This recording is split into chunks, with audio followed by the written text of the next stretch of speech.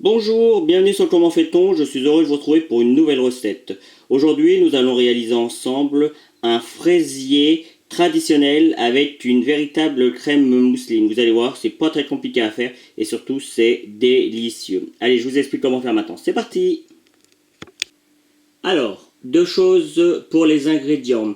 Vous verrez dans ma recette, je mets un petit peu plus d'ingrédients que ce que je vous donne maintenant. Mais là, vous, c'est vraiment pour un gâteau de 8-10 personnes. Moi, vous savez, j'ai une grande famille, j'en fais toujours plus. Donc, pour la recette, vous vous fiez aux quantités que je vous donne maintenant.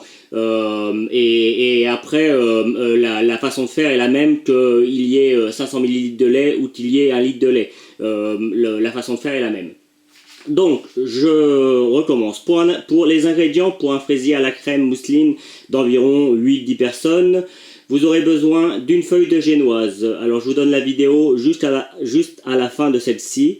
Pour la crème mousseline, vous aurez besoin de 500 ml de lait, 3 jaunes d'œufs, ou alors, pour ceux qui ont l'habitude de faire leur crème pâtissière avec des œufs entiers, 2 œufs entiers, 40 g de sucre en poudre, 50 g de farine. Vous pouvez remplacer la farine par de la maïzena, hein, par exemple, ça marche aussi très bien. Ou de la fécule de maïs aussi, ça marche aussi très bien. 200 g de beurre mou, 15 ml de rhum. Pour le coulis fraise gélifiée, alors je vais le faire à l'avance, mais je vous donne quand même les ingrédients qu'il vous faut. 150 g de fraises, 30 g d'eau, 30 g de sucre et vous aurez besoin de 2 feuilles de gélatine. Mais de toute façon pour le coulis, je vous le donnerai également à la fin de cette vidéo. Vous aurez les recettes en vidéo, comme ça vous pourrez faire votre coulis tranquillement. Je vous conseille de le faire avant de faire cette recette d'ailleurs. Voilà, donc et il faut aussi un petit peu de sirop, c'est facultatif, mais je vous donne également la recette. Pour le sirop, vous avez besoin de 125 ml d'eau et de 65 g de sucre. Sachant qu'une fois que le sirop arrive à ébullition, hein, quand ça commence à bouillir, vous le laissez cuire à feu doux pendant 15 minutes et vous rajoutez un petit peu de rhum si vous le souhaitez. Une dernière chose, la préparation, il faut compter environ 2 heures en ajoutant le temps de refroidissement de la crème pâtissière et il faut laisser environ un temps de repos de 6 heures. C'est vraiment un minimum pour avoir un gâteau bien froid et excellent. Voilà, vous savez tout. Maintenant, on va pouvoir commencer la recette. Et j'insiste, hein, ne m'écrivez pas sur les commentaires qu'il y a plus d'ingrédients sur la vidéo que ce que j'ai donné. C'est normal. Vous basez sur les ingrédients que je viens de vous donner. On passe maintenant à la recette. C'est parti! Avant de commencer cette délicieuse recette, vous devez préparer votre génoise. Alors je ne vais pas la faire en ligne parce que je l'ai déjà faite. Par contre vous la trouverez à la fin de la vidéo, vous aurez un lien qui vous amènera sur la recette. Vous avez besoin d'une recette, hein, il faut une feuille de génoise, voire 2 feuilles de génoise. Alors moi, je vais les faire dans 2 moules différents. Disons qu'on va dire que le fraisier, ce serait pour vous pour un fraisier d'environ 10 personnes. Moi, comme j'ai que 2 petits moules comme ça, et puis en plus, ça va me permettre d'en découper un pour vous montrer comment c'est à l'intérieur, et puis l'autre, je le laisserai entier, tout joli, pour la photo. Donc voilà, vous voyez, ça fait... alors c'est des moules à entremets, hein, évidemment, ils font environ 4,5-5 cm de hauteur, c'est important, faut que ce soit quand même assez haut. Et puis là sur le coup, celui-là il fait 20 cm de diamètre, et puis celui-là il doit faire 15 cm de diamètre, c'est un petit peu plus petit. Disons que pour 10 personnes, un moule de 25 cm de diamètre, entre 22 et 25 cm de diamètre, c'est très bien. Voilà, ça c'est pour la première étape, pour la génoise. Maintenant, je vais faire la crème. Bien que je l'ai déjà faite également, la crème pâtissière, je vous montre rapidement comment on procède. On commence par mettre l'eau à chauffer. On prend les jaunes d'œufs. Alors, juste une chose pour le lait, prévoyez quand même une casserole assez grande parce que quand on va rajouter les jaunes d'œufs, le sucre et la farine, ça va augmenter le volume, hein, forcément. Donc il faut toujours prévoir le surplus. Moi je prends un faitout, en plus il est anti-adhérent, donc du coup ça va être plus pratique, sachant que la crème pâtissière, quand on la cuit, ça accroche toujours un peu. Alors, je disais donc, on prend les jaunes d'œufs, on va les battre un petit peu. Alors, pour la crème pâtissière, il y en a qui sont pour les jaunes d'œufs, il y en a d'autres qui sont pour les œufs entiers. Personnellement, moi, je n'ai pas tranché. Pour cette recette, je pense que les jaunes d'œufs c'est peut-être plus efficace. Cela étant dit, si vous voulez faire une recette avec des œufs entiers, il n'y a pas de problème. Diminuez quand même, au lieu d'en mettre 5 comme moi, vous en mettez que 4. Donc on va rajouter maintenant le sucre et on va faire blanchir l'ensemble. Alors ça veut simplement dire qu'on va mélanger pendant une petite minute très énergiquement jusqu'à faire blanchir et faire mousser un petit peu l'ensemble. Alors ça paraît pas comme ça, mais c'est une étape assez importante.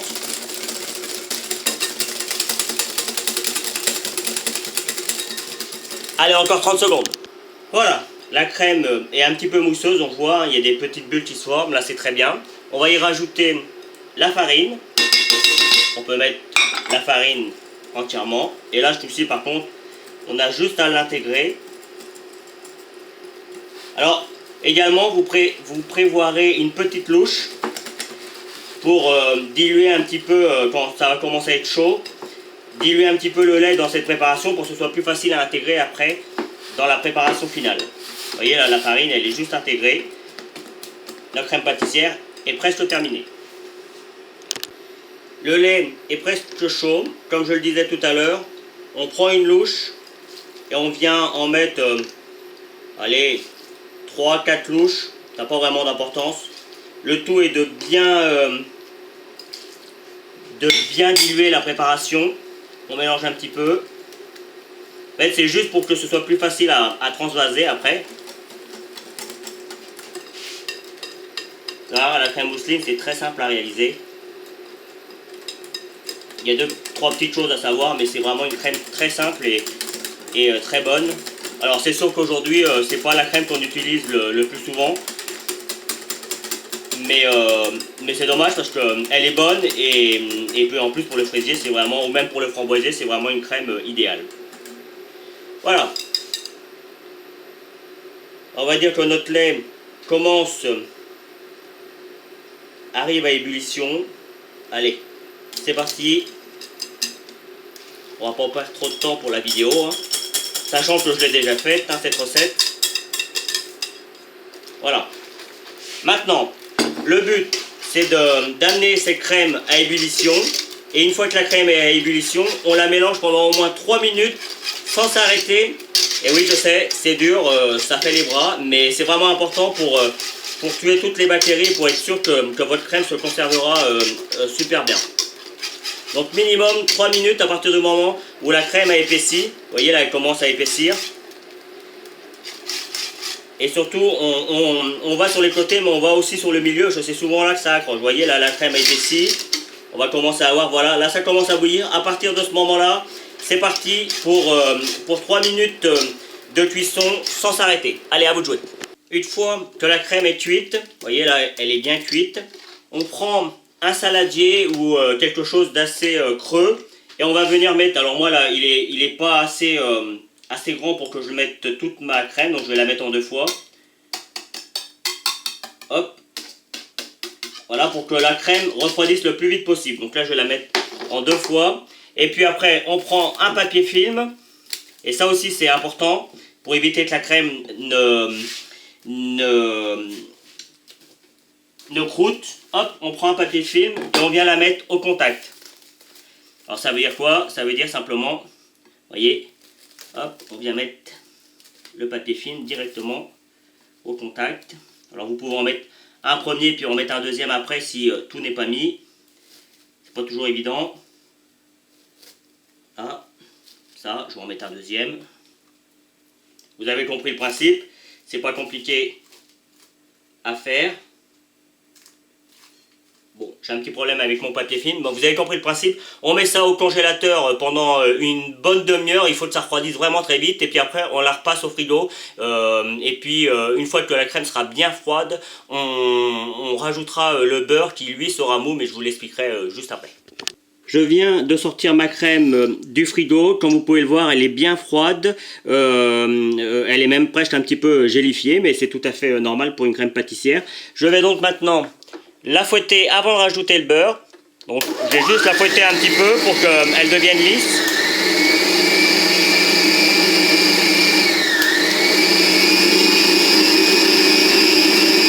On y va tranquillement pendant une petite minute. La crème est maintenant bien lisse. On va pouvoir rajouter le beurre qui lui, comme vous pouvez le voir, est en pommade. Alors on va y aller en plusieurs fois. Hop. Je vais y aller en 3 fois. Vous avez compris le principe. On met le beurre et ce coup-ci on va aller plus vite. On met un fond pour que la crème monte bien. Donc là vous voyez, on peut en rajouter encore un petit peu.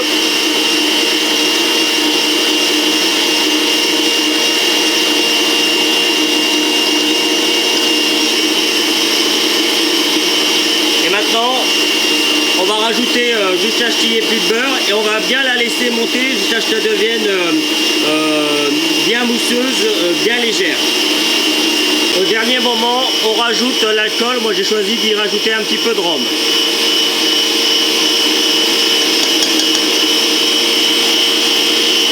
Et on laisse mélanger encore une minute ou deux. Voilà, on arrive à la fin, on voit bien que la crème commence à faire des petites stries. Là c'est très bien. On va pouvoir l'arrêter. Vous voyez, on a une crème qui est super souple. Elle accroche à peine au crochet, c'est vraiment super bien. Mais on voit quand même qu'il y a le petit bec d'oiseau, donc c'est parfait. Alors, si comme moi, il fait assez chaud, n'hésitez pas à remettre votre crème au frigo le temps de vous préparer tout ce qu'il faut. Parce que c'est quand même c'est de la crème pâtissière, donc c'est assez fragile comme crème. Donc voilà, on se retrouve pour le montage du gâteau. Juste avant le montage, je vous explique comment découper les fraises. Il n'y a rien de très compliqué. J'en ai gardé une. En tout cas, moi, je fais comme ça pour avoir des bouts à l'intérieur. Je parle bien de l'intérieur. Assez fin, vous voyez, je la découpe en 3. Ça, c'est une fraise assez classique. Et puis encore en 3. Et puis encore en 3. Voilà. Et on obtient des petits carrés comme ça. C'est vraiment très bien. Donc, je découpe la fraise entière en 3. Puis le morceau en 3. Je le tourne et j'en découpe en 3. Après, ça dépend de la grosseur de votre fraise. Vous voyez, là, c'est un petit peu plus petit. Hop, on peut découper en 2. Ça suffit largement. Ça, c'est pour les morceaux qu'il y aura à l'intérieur.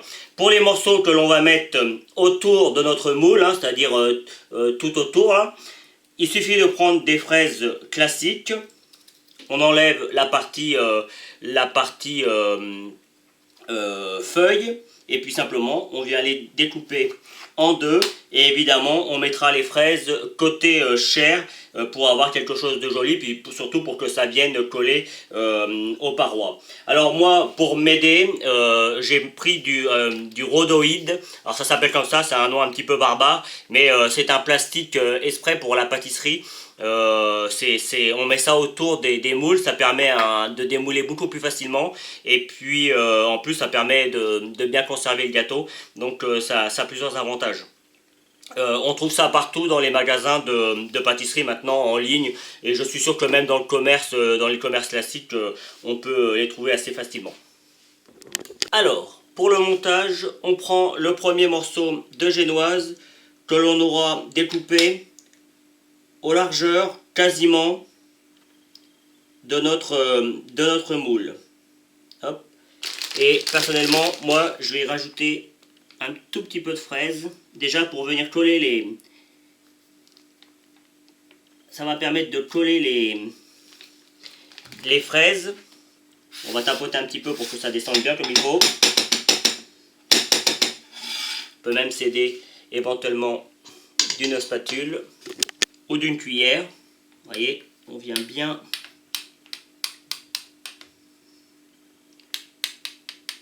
on va nettoyer un petit peu les bords parce qu'on veut voir la fraise. Voilà, donc on vient nettoyer les parties. Et s'il y en a un petit peu, on n'hésite pas à prendre un petit peu de papier sopalin, de venir donner un coup en tournant le moule de cette manière, de façon à avoir une partie au niveau des fraises visible et jolie. Voilà. Une fois qu'on a fait ça, on prend nos fraises que l'on a découpées en deux et on va venir les mettre de cette manière tout autour de notre moule. Alors, vous voyez probablement pas, voilà, vous allez me voir, de cette manière, comme ça. C'est le problème de la vidéo en direct, c'est que on a l'impression parfois que on voit ce que l'on fait forcément, mais c'est pas toujours le cas sur la vidéo. Ça m'arrive parfois, je rectifie assez vite, mais quand ça m'arrive et que je ne m'en aperçois pas, je vous prie de m'en excuser. Voilà, donc vous avez compris le principe, hein, c'est vraiment pas compliqué. Vous allez voir, le montage après, c'est tout simple et ça va très vite. Hop, voilà. Là, on a un joli montage. On va maintenant reprendre notre crème et on va venir en mettre partout en faisant attention de bien venir en mettre dans les coins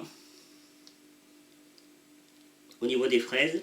Hop, et puis on en met comme ça.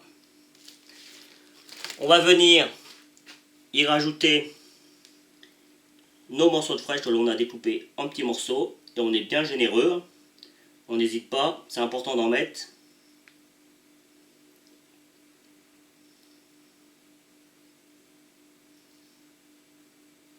Voilà.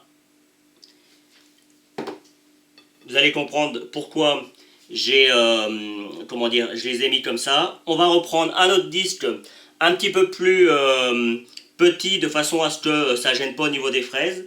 Et on va venir tasser le tout. Vous voyez, ça a tendance à remonter. Ça va sur les côtés, donc c'est très bien. Alors, sachez que moi, je veux garder une petite partie. Je vais aller au niveau des fraises parce que je vais mettre je vais faire un petit glaçage sur le dessus. Donc, je veux vraiment garder un millimètre ou deux. Vous, tout dépendra de la décoration que vous aurez choisie. Donc là, sur le coup, moi, je vais juste... Alors, il y a une chose que je n'ai pas faite, c'est de prendre mon sirop pour la deuxième génoise. Alors le sirop, je vous l'ai expliqué tout à l'heure dans les ingrédients, hein, c'est juste de l'eau et du sucre que l'on fait bouillir et dans lequel on rajoute un petit peu d'alcool. Le premier, c'est pas forcément nécessaire parce que le jus des fraises, et il y en a toujours, va retomber dessus. Donc du coup, il va être imbibé. Le deuxième, c'est bien de l'imbiber un petit peu. Juste un petit peu, hein. C'est pas une nécessité, mais honnêtement, c'est quand même pas mal.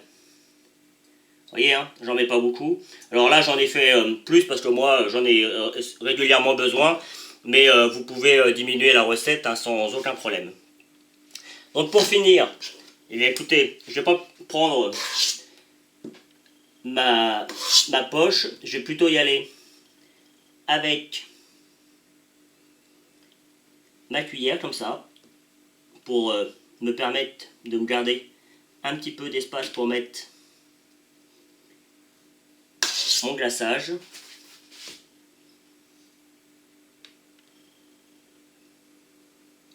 Vous avez vu, hein, c'est pas compliqué à faire. Hein.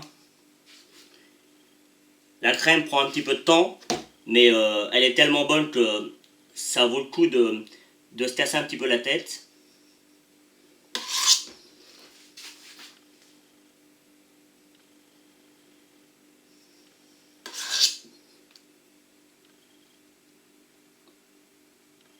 Voilà, j'ai encore suffisamment pour faire mon glaçage. J'ai pas un espace énorme, mais ça me suffira. Voilà, hop. On va tasser le tout, comme tout à l'heure, on va tapoter un petit peu, juste pour que tout se mélange bien.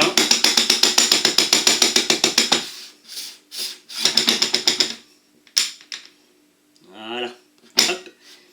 Et on met tout ça au frigo. Et on attend que ça prenne bien avant de faire la finition. Alors vous, si vous voulez faire juste une finition avec quelques fraises sans faire de glaçage, vous montez avec la crème jusqu'en haut, vous donnez avec une spatule un coup pour que ce soit bien droit, et puis après vous faites le décor que vous voulez. Mais vous allez voir, je vais le faire avec le deuxième petit que j'ai. on va maintenant préparer le décor sur le dessus, c'est-à-dire le petit miroir avec le coulis de fraises. Alors moi je l'ai fait moi-même, je vous ai donné les ingrédients sur la description. Sachez que vous pouvez en trouver dans le commerce, il vous suffira juste de rajouter, de le faire chauffer comme je le fais là et de rajouter la gélatine et vous aurez un super coulis. Mais franchement c'est vraiment simple à faire directement. N'oubliez pas qu'il faut le mixer hein, pour avoir quelque chose et le passer au tamis après pour avoir quelque chose de vraiment très fin. Et puis moi j'ai rajouté un petit peu de colorant rouge, quelques gouttes parce que c'est pas très bon colorant rouge, mais pour avoir quelque chose d'un petit peu plus foncé. Sinon quand on fait avec des fraises, des vraies fraises, on a plutôt quelque chose qui est rose plus que rouge. Donc on va commencer à mettre à chauffer notre préparation et on va casser les feuilles de gélatine en deux et on va les mettre dans l'eau froide pour que celle-ci ramollisse. Quand le coulis arrive à ébullition, vous voyez, alors hop, je donne un petit coup de mélange pour éviter que ça accroche. On prend la gélatine dans une main et on l'essore parfaitement, il faut qu'il reste le moins d'eau possible. Hop, et on vient simplement l'intégrer à notre coulis. Et on mélange correctement pour que la gélatine se dissout parfaitement. Et voilà, on va pouvoir éteindre. C'est assez chaud.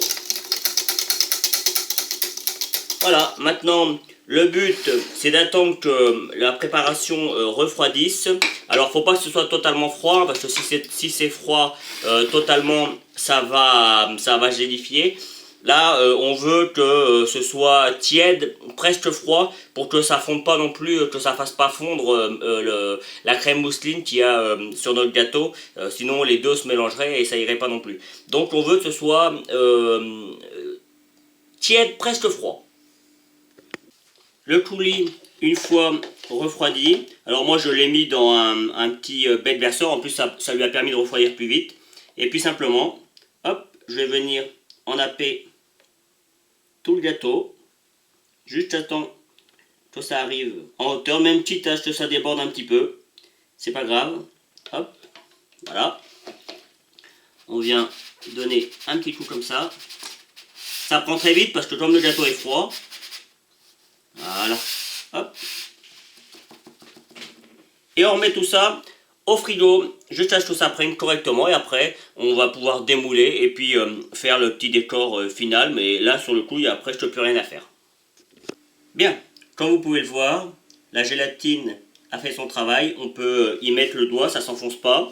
Alors juste avant de le démouler, je vais faire une petite déco, c'est simplement du sucre glace que j'ai mis avec un petit peu d'eau.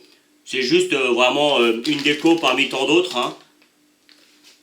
Et puis je vais m'amuser à faire des petits traits comme ça. Voilà. Et puis à côté, on va venir y mettre deux petites fraises dans le genre comme ça. On va en poser une comme ça. Et on va poser l'autre de cette manière. Et puis je vais faire des petits points pour accompagner le final. Histoire que ça donne un petit peu de couleur. Hop, celle-là est partie un petit peu loin. Hop.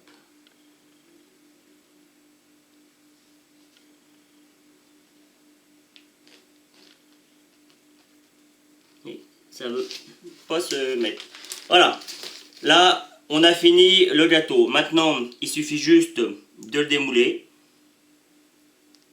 En théorie, avec le papier, le rhodoïde, ça se fait tout seul. Et voilà, on obtient quelque chose de superbe. Alors, on va défaire justement notre rhodoïde. Alors, je vous conseille de le garder juste à ce que vous servez votre gâteau pour que ça reste bien propre. Voilà. Alors, quand on le défait, vous voyez, ça a toujours tendance à accrocher un petit peu. Alors, ce que je vais faire avec l'aide d'une petite cuillère, je vais bien le lisser Je vais bien tout nettoyer. Je vais sortir l'autre morceau, l'autre gâteau que j'ai fait pour vous montrer comment je l'ai fini. Et puis je finirai la vidéo là-dessus. Un autre exemple avec mon petit gâteau, beaucoup plus simple, hein, comme vous pouvez le constater, mais c'est tout aussi joli, puis surtout, ce sera tout aussi bon. Alors juste, comme je vous l'ai promis, je vais en découper une petite part. On va mettre ça comme ça, pour vous montrer comment c'est à l'intérieur. Voilà. On va bien décaler. Voilà. Et on va venir poser. Alors voilà, là on voit bien comme ça.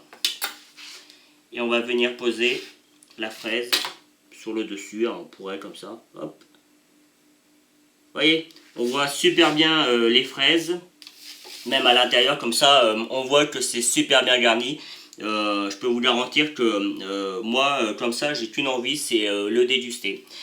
Voilà, j'espère que cette nouvelle recette vous plaira. J'ai pris comme toujours beaucoup de plaisir à la réaliser. A bientôt sur Comment fait-on.